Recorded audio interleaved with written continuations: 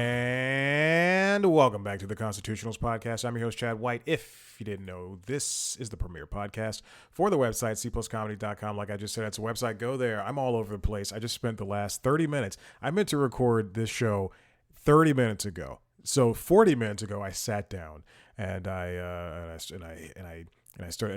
looking things up. In particular, I had to post, if you're looking at the feed, I posted an interview that I recorded several weeks ago with Luke Moniz. You should check out that interview. It's a very good interview. Talk about it at the end of the show because I don't want to talk about it. Talking about it at the top of the show doesn't matter. I'm not going to promote anything right now or then. Luke Moniz, Happening in My Head, his debut album. He's a very funny guy, and he was very down to earth, and he's very smart, and he has a lot to say about comedy. And definitely check out that album. I enjoyed it. Definitely, I enjoy his stand-up. I have not heard the album. Let's just say that much. But it's available wherever you get your albums. You can buy it, you can listen to it, stream it, all that stuff. Anywho, I was putting that up, and I was looking for the file, and I went because I recorded the intro days ago. If you listen to LinkedIn logs, which I know you don't, I've seen the numbers compared to this show. If you're watching LinkedIn logs, if you're listening to LinkedIn logs, then you'll know that I mentioned that I recorded the intro to that interview the day I was recording that, which is Tuesday. I did both of those things. Also, I think I deleted. So anyway, I deleted the file by accident. I was looking for the file, and I'm going, where in the world is this file? No, it's in the desktop. I go, where in the world is this file? I don't know where it is. And then I had a half-second thought of, it's probably in the trash. I skipped over it for two more minutes. I was like, no. I think I'll just record it, re-record it. And then I'm about to press record. I open up the email with the press release and everything. And then I go, check the trash. Don't be lazy. It's literally a 2-second thing. Clicked on it. Boom. Right there. I deleted the file by complete accident. Loaded up in Audition. And bada bing, bada boom. I'm getting emails left and right, baby. Who emailed me this time? The New Yorker? It was a New Yorker. It was a newsletter. Because I'm educated, baby. and so there it was. I also did not edit LinkedIn logs yet. Haven't been feeling it. Anyway, Luke Moniz, Happening in My Head, out today. Definitely check it out. The interview is up. It came out before this episode. And there we go. I've done the thing I wanted to do. Okay. That's the end of the episode.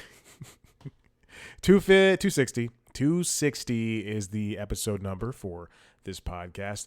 Now, there would be more if I stopped taking breaks, but also I don't care that much. I generally don't. What's going on? What have I been doing? Nothing. Still a whole heap of nothing, which is worrying. And that's it. That's my life right now. Got nothing going on. Baby doll. Succession. I'm caught up on Succession. Oh, man. Watching that show week to week is... I don't know if I mentioned... When's the last time I recorded an episode? So Tuesday was the last time I dropped something. Anyway, Succession, great show. Other shows I enjoy as well. And in shows like that, I'm not a huge on the internet person, with the exception of staying up to date on entertainment business news or sports or something like that. But if anything, truly, I just don't know memes. I don't know the current phrases people are using. I used out of pocket once, and it made me feel uncomfortable.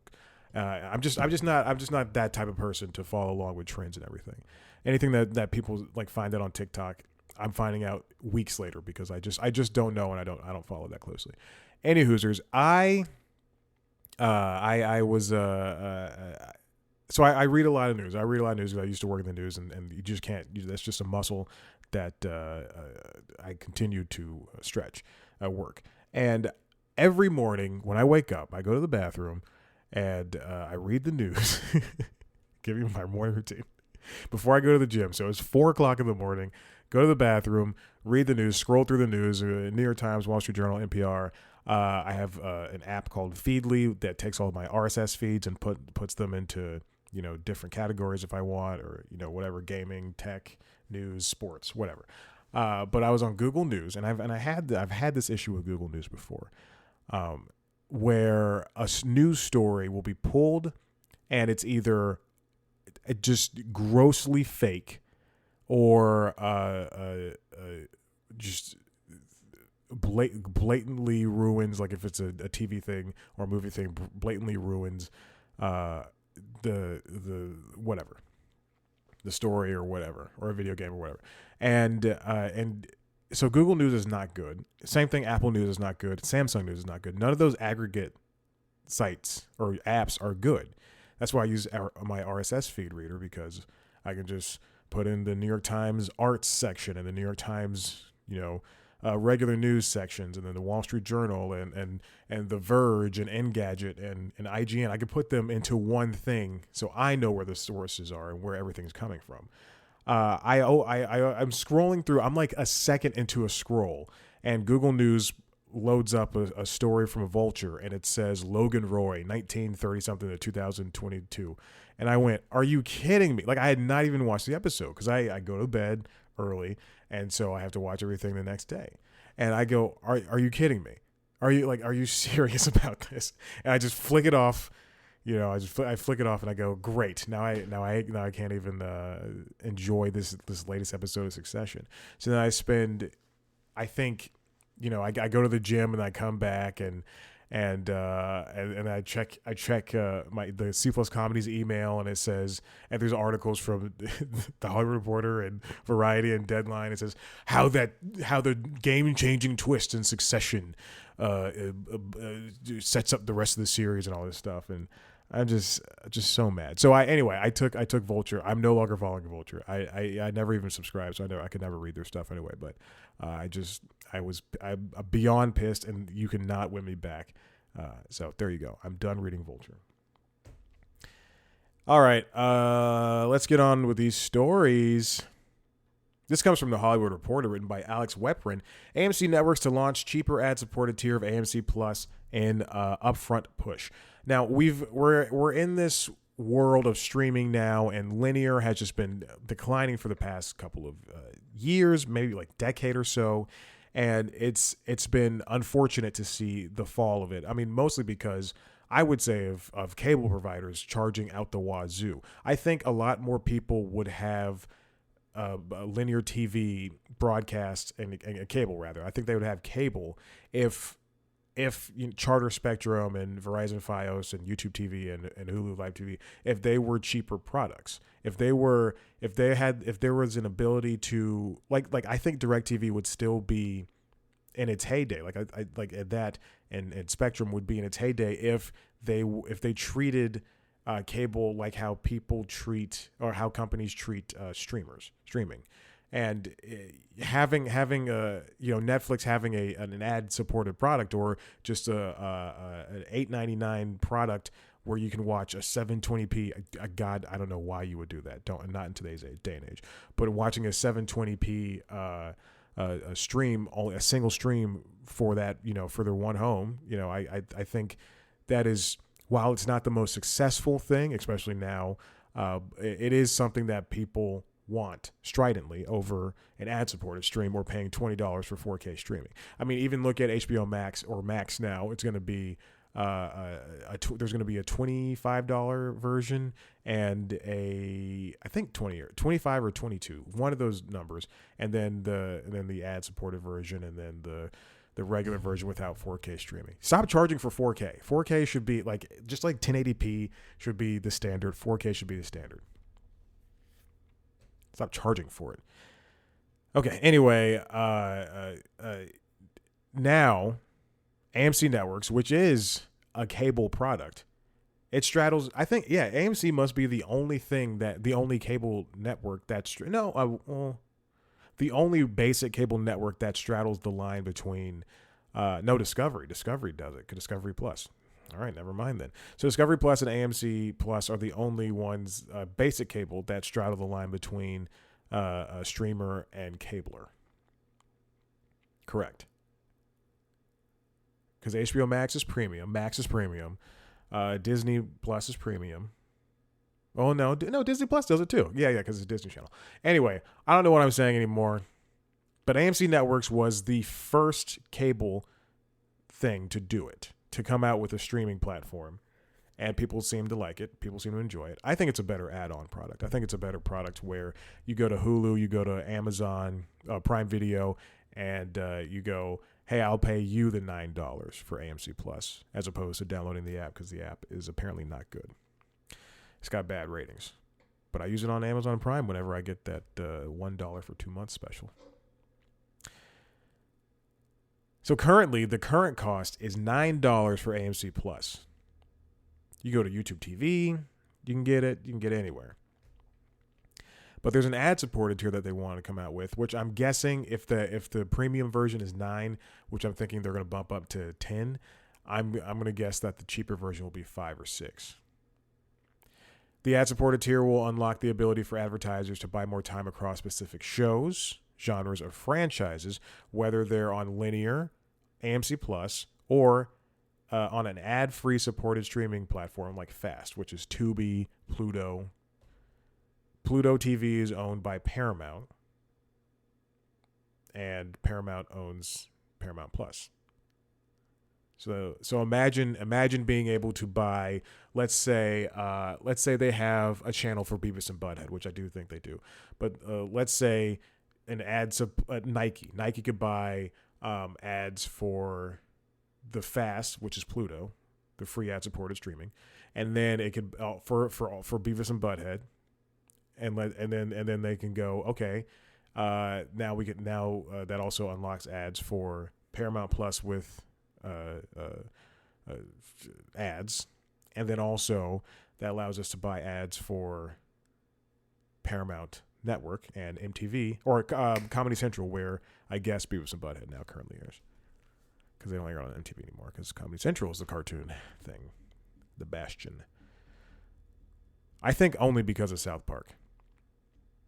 I think this is the last season of Awkwafina as Nora from Queens, and I think the other two is also on that Comedy Central, either that or it moved to Max. But anyway, AMC's joining Disney Plus and Netflix with ad-supported tiers.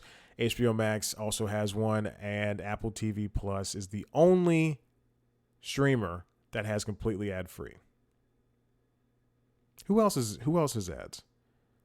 Oh, Freevee, so that's Prime, and Paramount Plus. No, excuse me, I'm sorry. A paid ad tier would be Peacock, Paramount Plus, and that's it. Peacock, Paramount Plus, Disney, Netflix, Max, and now AMC Plus. But while those other streaming services are pursuing as broad an audience as possible, AMC Plus remains focused on appealing to what it sees as a core audience. There are look at the shows that AMC has made the past in the past decade: Mad Men, The Walking Dead, Breaking Bad, Better Call Saul, Lucky Hank, Discovery of Witches. They're not looking for when Jeff Bezos and the head video guy of Prime. When he was there, and now it's Jen Salk. But they were talking about how they want big, bombastic. They want their Marvel shows. They want their Game of Thrones or Marvel movies. They want their Game of Thrones. They want those two big blockbuster style franchises.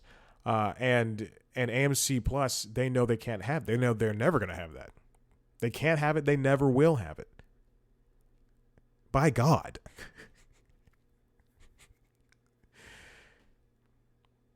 So when advertisers, when they buy ads for, you're never going to see an ad for, I don't know, Dole pineapples on Lucky Hank or Better Call Saul. You're not going to see these, something that everybody can be into. You're only going to see probably more niche companies buying ad space, ad time, because that's where they do well. And it makes sense for AMC to do that. So they're going to be doing that at their upfronts in a month or so, a couple of weeks here. AMC Networks also announced an advertising insights and data platform for media buyers and advertisers called Audience Plus, meant to help marketers map out specific target audiences. For example, a buyer with inventory across their channels, AMC Plus and AMC's Fast channels, could see who is watching and where and adjust accordingly. So, prepare to see essentially more targeted ads if you are somebody who enjoys the environment that is AMC. Like, imagine you get a PlayStation 5 commercial for the video game. I don't know. Hold on. Last of Us just came in. Horizon Zero Dawn. No, Horizon Burning Forest. What is that game? Horizon Zero Dawn is the first one. Horizon Flooding Isles. I have a computer in front of me. I will not look it up. The second Horizon Zero Dawn game. There's a new expansion that just came out, and so you're probably going to see ads for that, because I would bet that young men 18 to 34 are very big into watching AMC Plus. If that. I guarantee you it's at least 34 to 56, which is not a good age range. Anyway, for TV. For life, hey. Let's move on to the next thing. I would like to talk about, I'm going to move this up. This comes from Hollywood Reporter, also written by Alex Wepper. Netflix to shutter legacy DVD by mail business. Now, typically, I'll try to go, from like Variety to Deadline to New York Times or whatever. But I also, the thing that happens is, wherever I see the link come in first, I'm going to attribute that as the first thing I saw. So I probably saw, there's two New York Times articles in this episode, as well as 3 THR, Hollywood Reporter ones. So my bad. But usually it's a Variety showdown. So there you go. Netflix is ending its mail-in business. September 29th, 2023, you'll no longer be able to subscribe to Netflix and get DVDs by mail. That's how the company started out. That was their bread and butter before streaming became a big business. Little known fact, my family had Netflix for the longest time. I think it started, it's 25 years old. Yeah, so probably, oh boy, we had it for when I was in high school. So we probably had it for a long time, because it was an alternative to going to Blockbuster. And then sometimes I would try to convince my mom to take me to Blockbuster while also getting another DVD in the mail. Oh my gosh. Getting that DVD, like the DVD in the mail, was so great, because it could be a new movie that you put on the list, and then you just rip it open and it's just there. Sometimes they're a little scratched up, but man, there was nothing like, because it was so different. Like going to Blockbuster and getting the movie, or just like even getting a Netflix DVD in the mail, was just, oh my gosh. I enjoy it. It just brings something better than, me sitting down and watching Murder Mystery 2. Watch both Murder Mysteries back to back, and you'll appreciate them more. And don't go online. Just watch the movies. And don't get high or get drunk. Just watch the movies. Just enjoy it. Then people will be like, "Oh, but Spider-Man." Just enjoying their stupid Marvel movies. Years before it ever streamed TV shows or movies, Netflix launched with a simple idea: replace the outmoded DVD rental experience by delivering DVDs to customers and letting them mail them back whenever they're done. The first movie they ever shipped was Beetlejuice. That's very funny. The DVD division has shrunk over the years. It had $146 million in revenue in 2022 and $183 million in 2021, down from $239 million in 2020, and in Q1 of this year, it took in just $32 million. Wow. I enjoy it. I think it's still a good business. And then there's at one point they tried to spin it off into Quick, I think QWIK, and that didn't work. And they're just, I guess they're just like, all right, we're gonna keep it. And now it's ending. Wow. Netflix, the writing's been on the wall for years. Netflix hasn't broken out how many DVD subscribers it has in 2019. I mean, Jesus. I think it's still an important part of the business. There are people like me who collect movies. I have that there's a black book. If you're watching the video, there's a black bookcase. You see my dining room table, and then you see the bike I use for Peloton, and then if you look above that, next to the photo of the Rat Pack, the poster of the Rat Pack on the wall above the couch, there's a big black whatchamacallit bookcase, and that is all DVDs. It's all TV shows and movies, not collector's editions, but special editions and everything. It's everything from DVDs I've had from when I was like from the late 90s and early 2000s all the way up to 4K Blu-rays I bought just a couple of months ago. And I like collecting only movies I want to watch. There are people who have just hundreds and hundreds of video games and movies that they all can't play at once. And I just want to collect movies and TV shows and games that I want to watch and play. But there is a big, and I know this is about renting from Netflix, but I still think there's a huge business for just like vinyl. Vinyl is coming back. Vinyl is back rather. People would want, especially because hold on, let me finish these thoughts. There's a big business for physical media.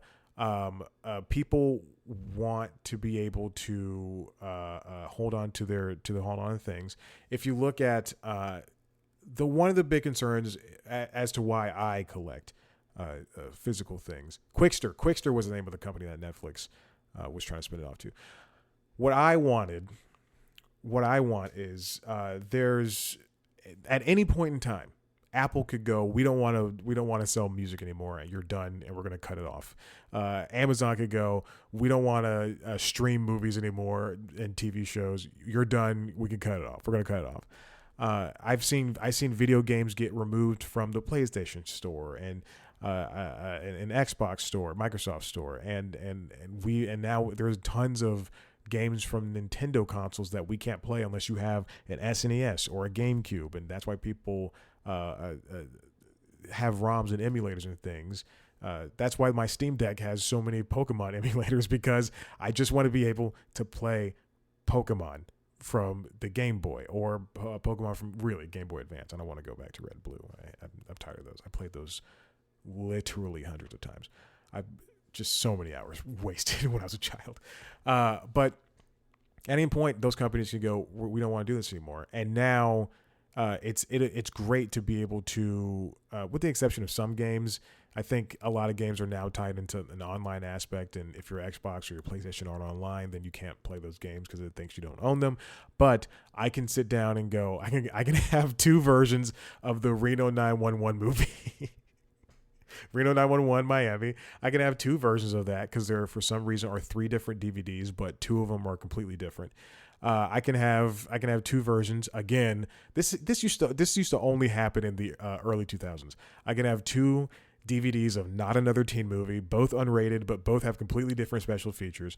I can have Tenet. I can have all the Batman movies. I can have Watchmen. I can have all this stuff readily available to watch. And then here I live in a nice apartment with Google Fiber and everything, and I can stream to my heart's content and this and that. But other people don't have those luxuries of being able to. Some people have Xfinity, and they have a cap, they have and everything, and I can do 70, 100 gigabytes in 3 seconds.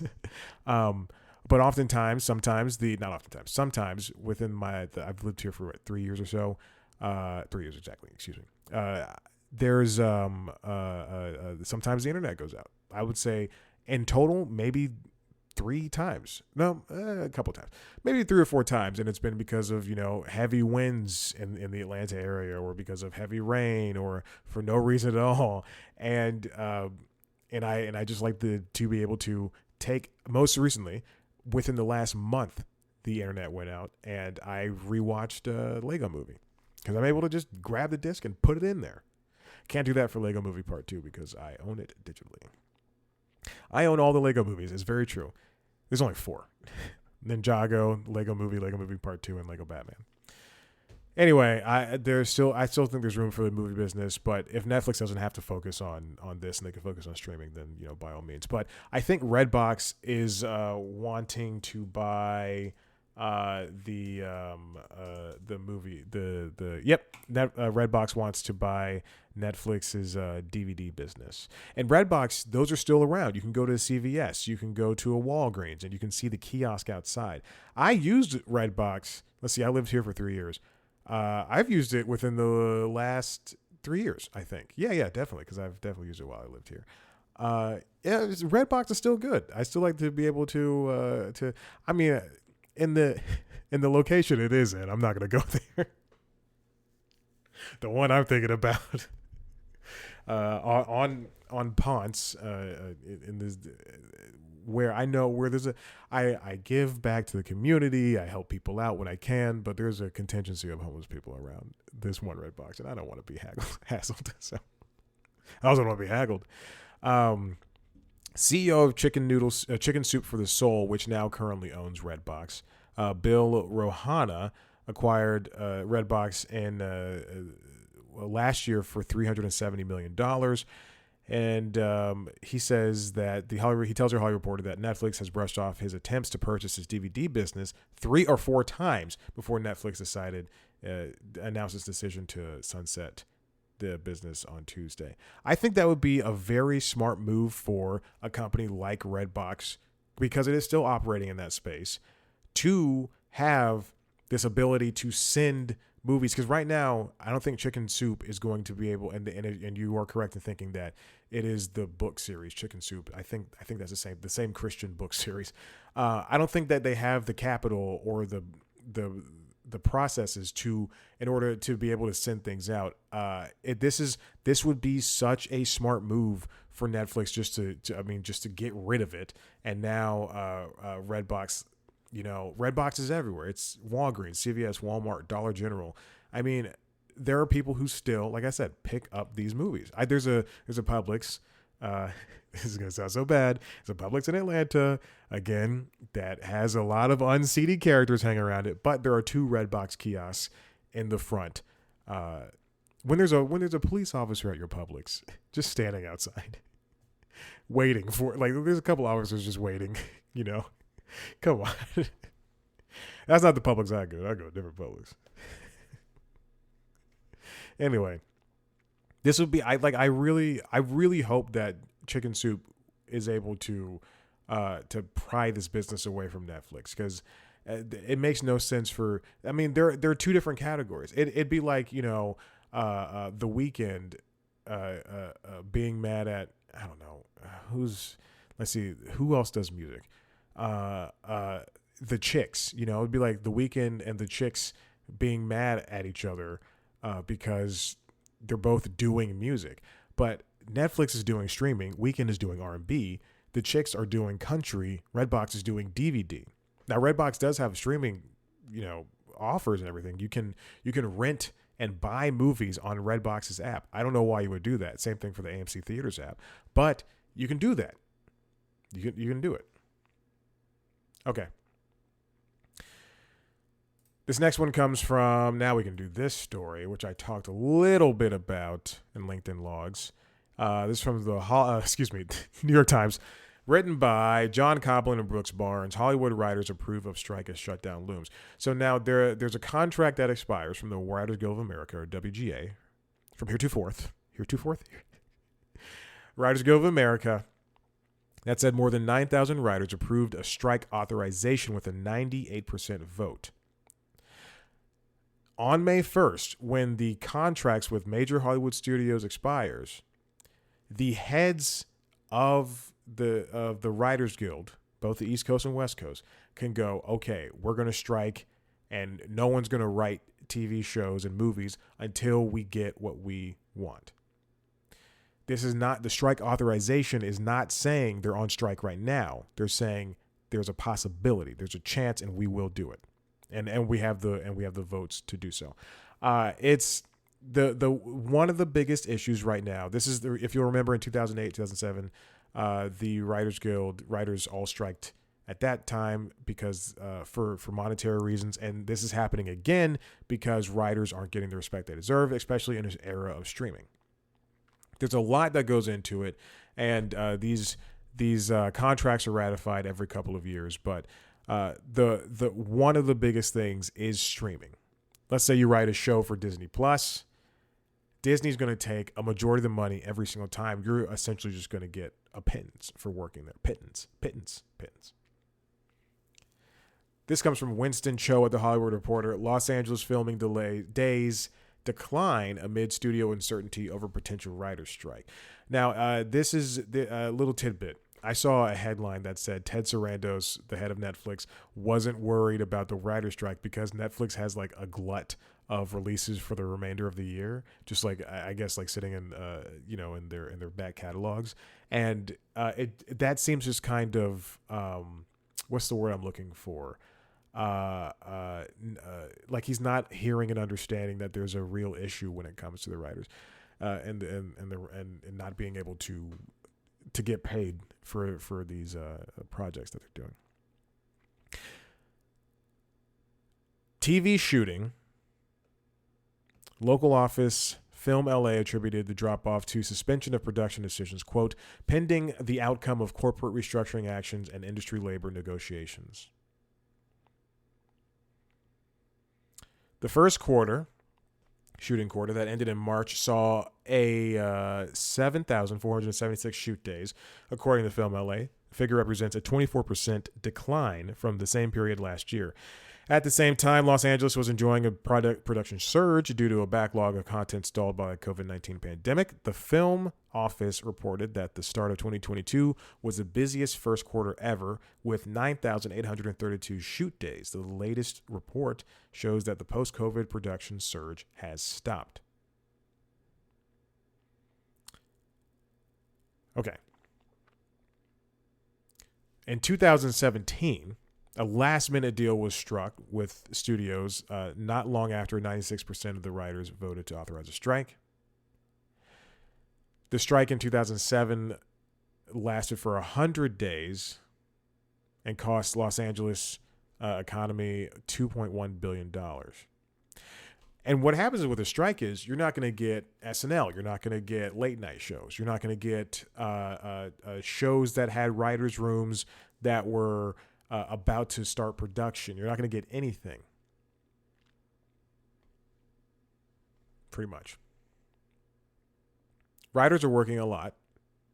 It's funny because like my entire life I wanted to be a writer, and I went to school for writing, and I'm reading this, and I'm just going, well, this is the job I'm getting into.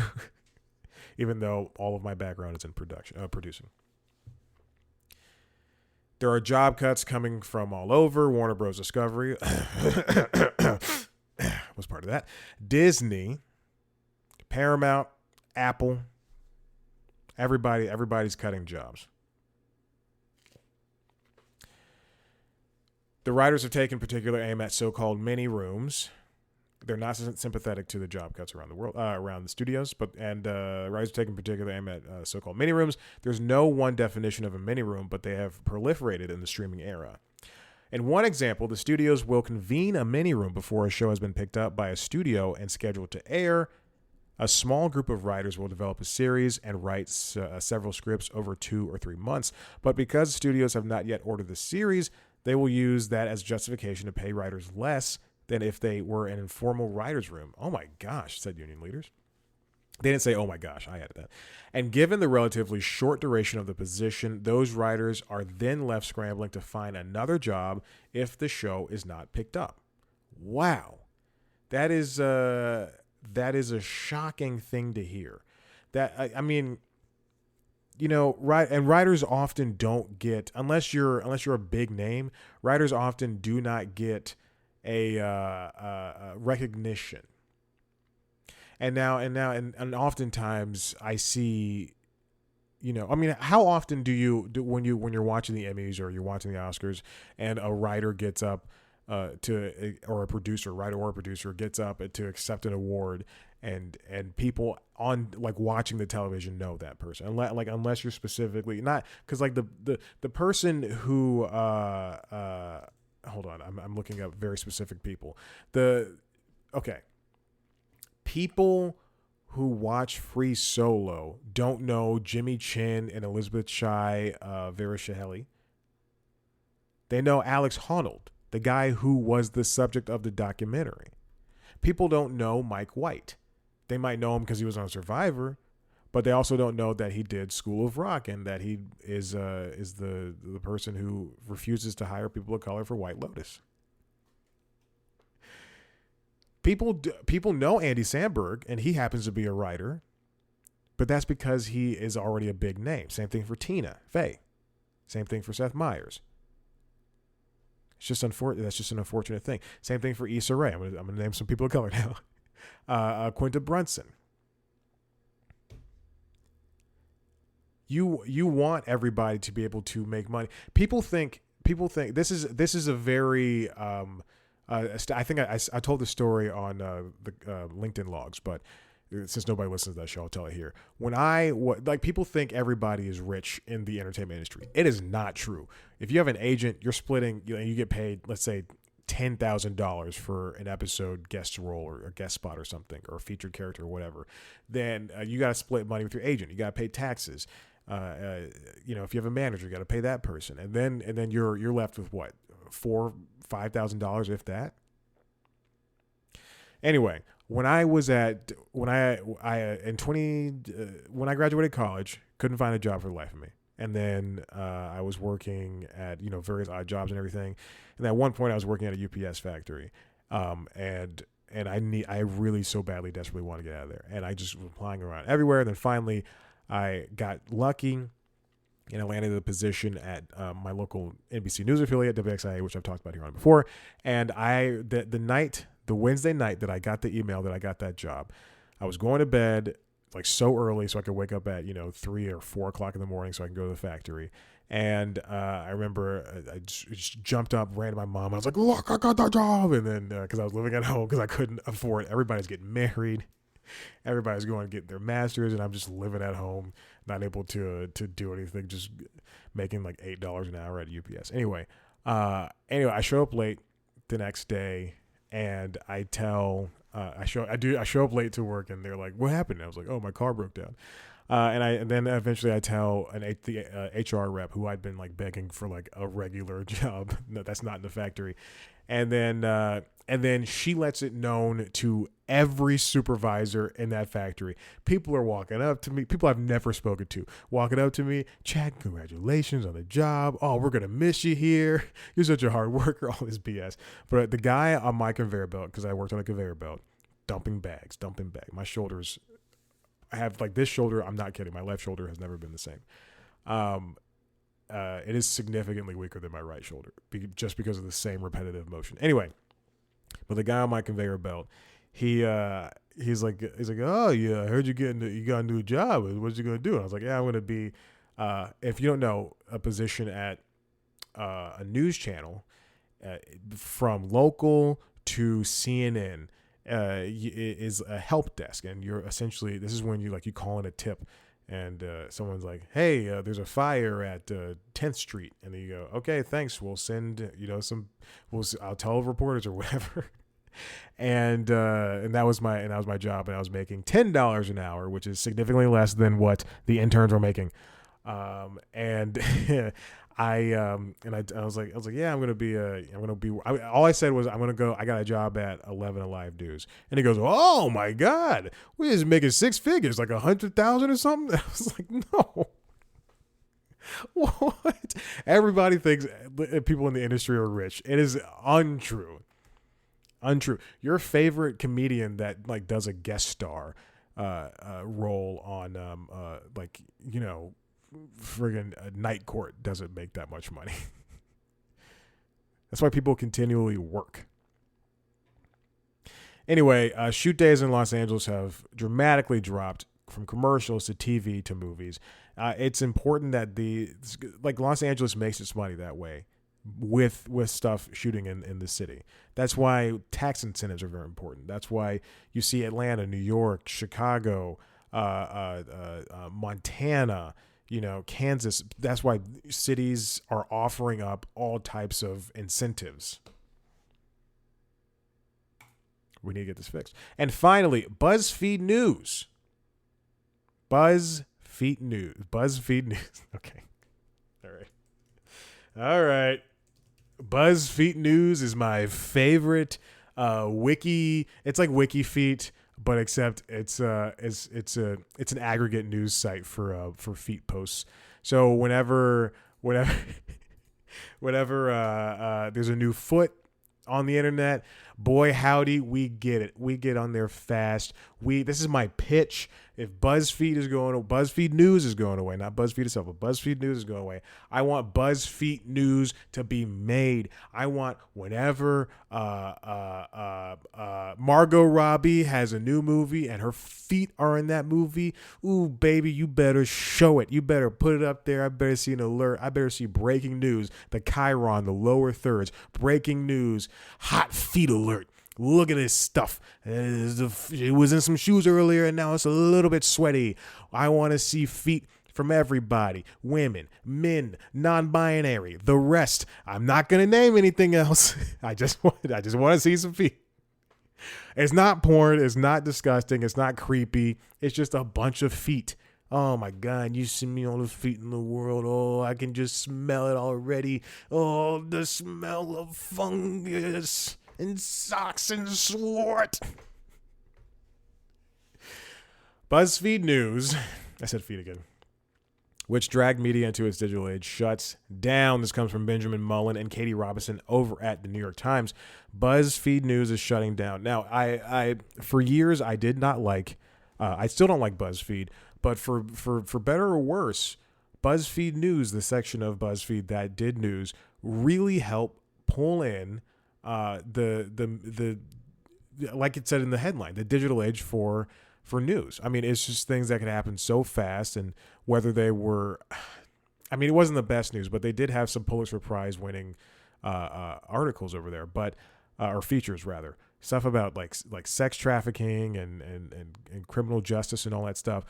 But the thing is, because of the name BuzzFeed, and that section that featured all of the listicles and the quizzes and things, because they were able to draw people in with that, they were able to have this big footprint with this news organization.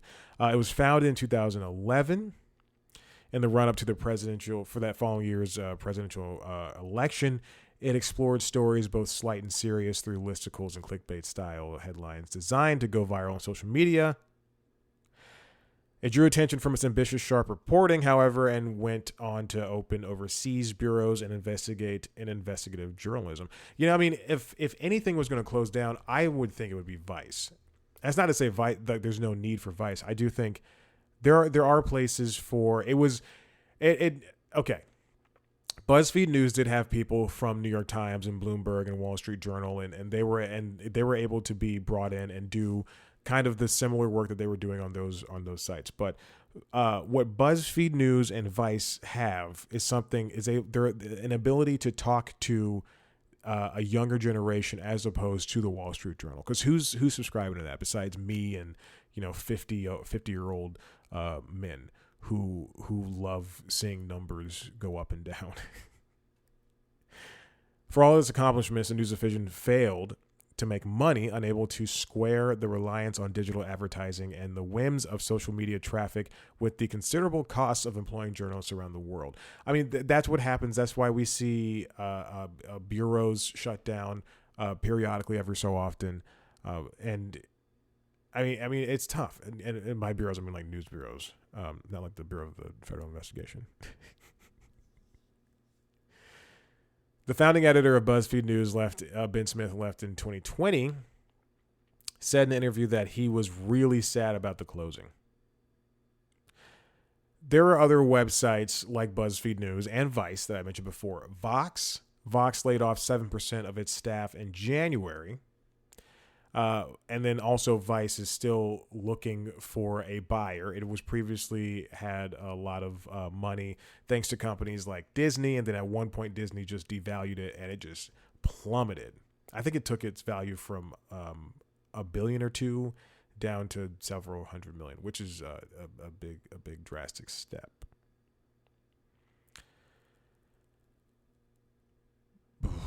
some of BuzzFeed News' traditional media competitors ultimately emulated BuzzFeed's obsession with its readers' habits, with editors glued to online dashboards created by companies like Chartbeat and Parse.ly to measure audience behavior. Now we used Chartbeat for 11 Alive News, the aforementioned 11 Alive, and this was after a big restructuring, and they redid the newsroom, and if I did not have anywhere to sit for like 8 months straight. So I would just this is when I went from help desk to digital producer, when I just made my own, still same amount of money. I just made my own title, and I didn't have anywhere to sit, and they made a new help desk, but it was for the current producer who was going to if they finished the morning show, they would have the producer for the afternoon show and the evening shows.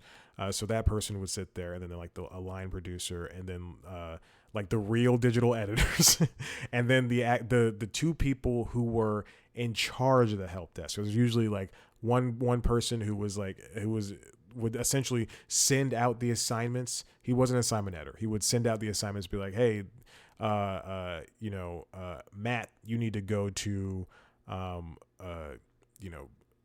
Valdosta. I don't know. I couldn't think of a thing. And then like, hey, we need to talk to the PIO in Decatur.